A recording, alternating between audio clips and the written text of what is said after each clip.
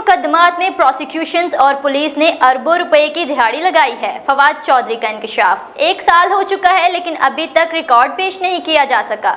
लोगों को ब्लैकमेल किया जा रहा है।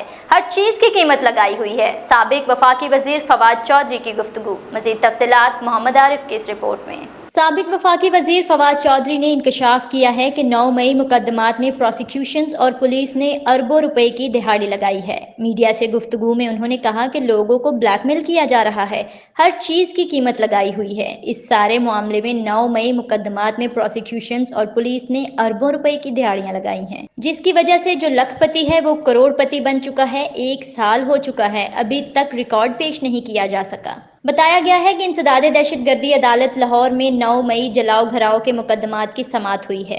अदालत ने चेयरमैन पीटीआई इमरान खान की बहनों, अपोजिशन लीडर उमर अयूब, साबिक वफाकी वजीर फवाद चौधरी समेत दीगर की अबूरी जमानतों पर समाअत की। इंसदादे दहशतगर्दी अदालत के जज अरशद जावेद ने अबूरी जमानतों पर समाअत की।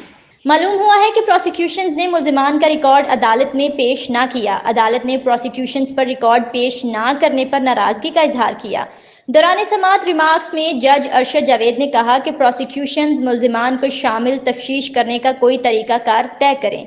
शामिल तफ्तीश करने का तरीकाकार मुल्जिमान को आज शाम तक बताया जाएगा। बाद अज़ां अदालत ने आइंदा समाअत पर मुल्जिमान से तफ्तीश करके रिपोर्ट अदालत में पेश करने का हुक्म दिया और अबूरी जमानतों में 29 जून तक तोसी कर दी है। इंसदादे दहशतगर्दी अदालत में पेशी के मौका पर मीडिया से गुफ्तगू करते हुए इमरान खान की हमशीरा अलीमा खान ने कहा कि मैं हाई कोर्ट से कहती हूँ कि ये तमाशा बंद करवा दें।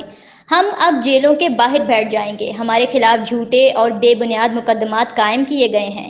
अगर ये हमारे खिलाफ झूठे मुकदमात में कुछ साबित नहीं कर सकते तो हमें छोड़ दें। अल्लाह की अदालत में सब जजेस ने जवाब देना है। पुलिस हम पर जुल्म करने के लिए नहीं, हमारी हिफाजत करने के लिए है।